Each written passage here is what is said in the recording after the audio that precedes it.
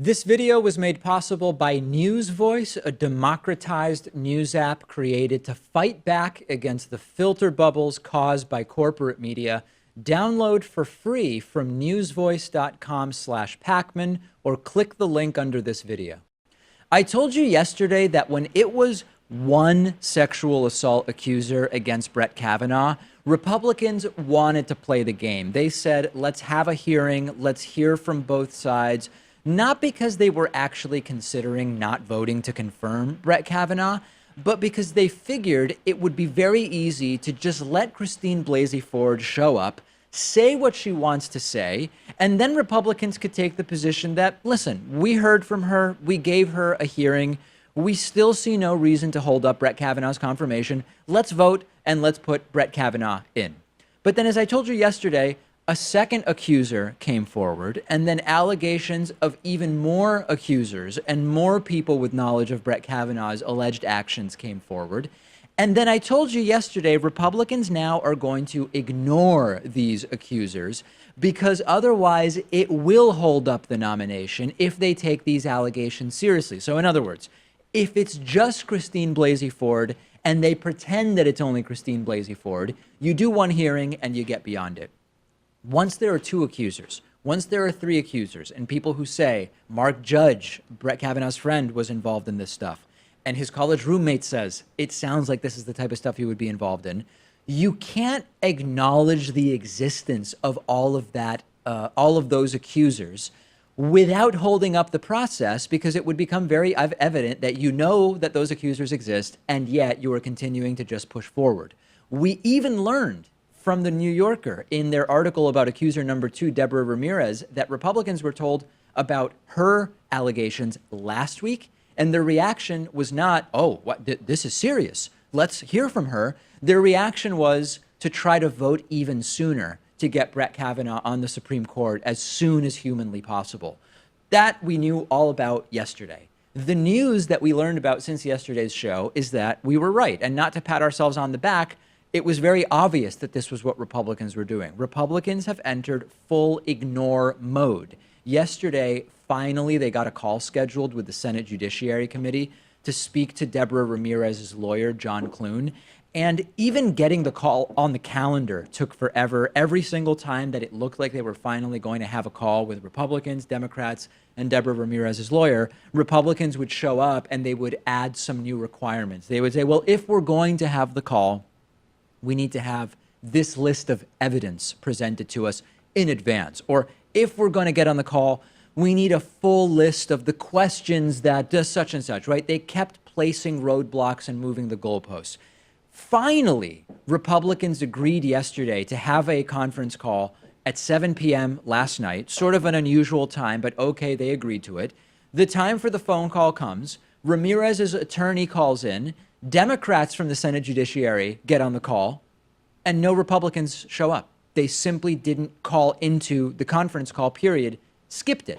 Deborah Ramirez's lawyer says that, quote, every time we try to set up a phone call, the majority party, meaning Republicans, either changes the rules of the phone call or they want additional information as a condition of even having the phone call with us. Here he is on CNN last night explaining that this can't be handled in this way. This doesn't make any sense. I think the first thing that's critical, Anderson, is that this has to be investigated by meaningful law enforcement. This is not something that can be done by either the Senate or some hired gun prosecutor that wants to cross-examine, either Ms. Ford or Ms. Ramirez. This has to be done by FBI, who can investigate the matter with a threat of perjury.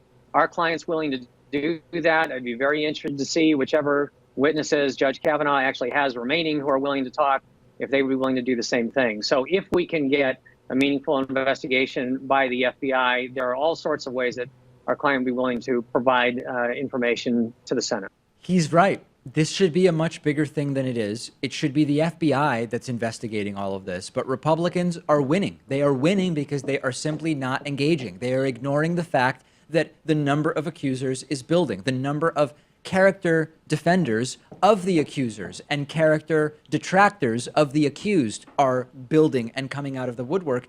And meanwhile, they've scheduled a vote to confirm Brett Kavanaugh at the committee level for this Friday at 9:30 Eastern. That is their plan. They have already decided that Friday at 9:30, regardless of what happens in tomorrow's hearing with Christine Blasey Ford, they are going to move forward. We have now multiple accusers who have not been heard. We have Republicans covering their eyes and plugging their ears and just not calling into the scheduled conference call. And then you have Chuck Grassley, the Republican who runs the Senate Judiciary Committee, saying, hey, you know what?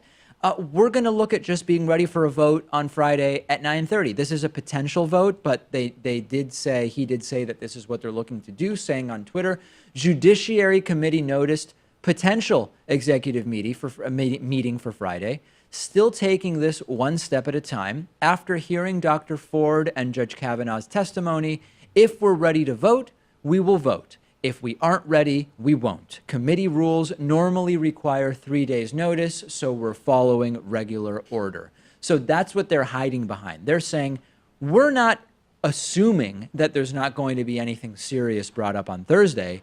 It's just that because you need this 3-day notice for the vote, we've put the notice out there. So again, it is this constant pressure rush to get the confirmation done. And meanwhile, the evidence continues to mount. There are now 4 new people who have offered to speak to the Senate and to corroborate the story of accuser number 1, Christine Blasey Ford.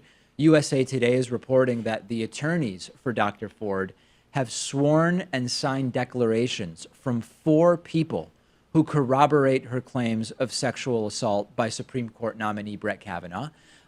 Republicans are already saying, oh, no, that doesn't corroborate anything. All those 4 people are saying is that Dr. Ford told them the same story, but that's not actual evidence.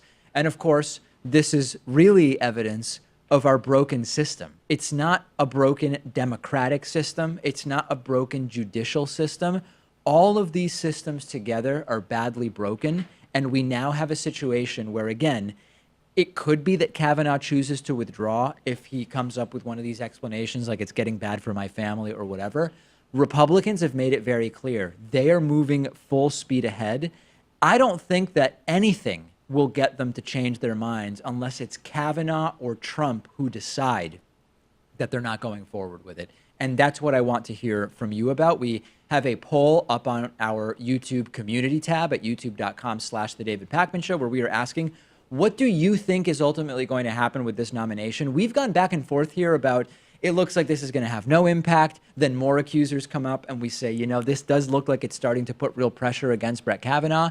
But then, of course, Republicans decide to ignore all of the accusers except for the first, which makes it much easier to just push through the nomination. Where are you on this right now? It's weird because you would think more accusers would mean that Republicans are much more hesitant to put this guy through. And in fact, we're seeing the opposite. It's making them more bold. I think they'll do the vote on, Friday? Yeah. And he ultimately will get confirmed and put on the Supreme Court for life. So for people who are wondering about the schedule, if they do the committee vote on Friday, there's no expectation that they would do the full Senate vote on Friday. That could come maybe as early as Monday.